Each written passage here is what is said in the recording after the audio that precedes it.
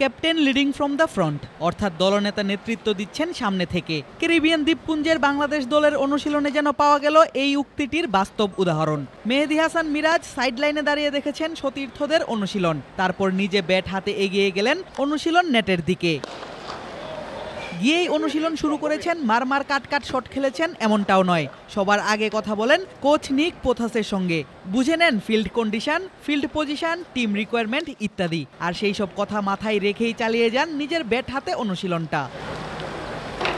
Bat হাতে দীর্ঘ সময় ধরে অনুশীলন করেছেন মেহেদী হাসান মিরাজ, আর এটার পেছনে যথেষ্ট কারণও রয়েছে। অধিনায়ক হিসেবে সময়ের সেরা দলটা সঙ্গে পাচ্ছেন না মিরাজ। ইনজুরির কারণে দলের সঙ্গে নেই তরুণ এবং অভিজ্ঞ 3 ব্যাটার তাওহিদ হৃদয়, নাজমুল শান্ত এবং মুশফিকুর রহিম। তাদের অনুপস্থিতি যে বাংলাদেশকে ভুগাতে পারে অনেকাংশেই, তা বলার অপেক্ষা রাখে না।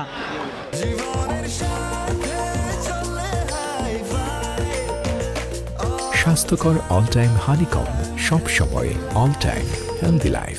তাই মিরাজকে খেলতে হতে পারে ব্যাটিং অর্ডারের উপরের দিকে। সেজন্যই নিজের প্রস্তুতির কোনো কমতি রাখছেন না দলের অধিনায়ক। মোকাবেলা করেছেন ক্যারিবিয়ান নেট বোলারদের স্পিন, আবার খেলেছেন ব্যাটিং কোচ নিক পোথাসের ছোড়া বলও।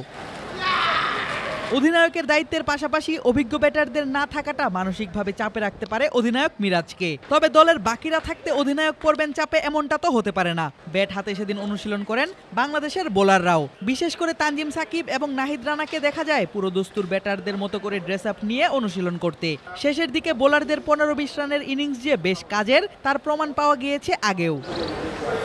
আর ব্যাটিং কোচের সঙ্গে মেহেদী মিরাজ, তানজিম সাকিবদের আলোচনাটা যেন দিচ্ছে সেই বার্তাই। আগামীকাল 8 ডিসেম্বর থেকে শুরু হবে ক্যারিবিয়ানদের বিপক্ষে টাইগারদের 3 ম্যাচের ওডিআই সিরিজ। এর আগে হওয়া টেস্ট সিরিজ হয়েছে 1-1 ব্যবধানে ড্র, আর শেষ টেস্ট জিতে বেশ ফুরফুরে মেজাজেই রয়েছে টাইগাররা।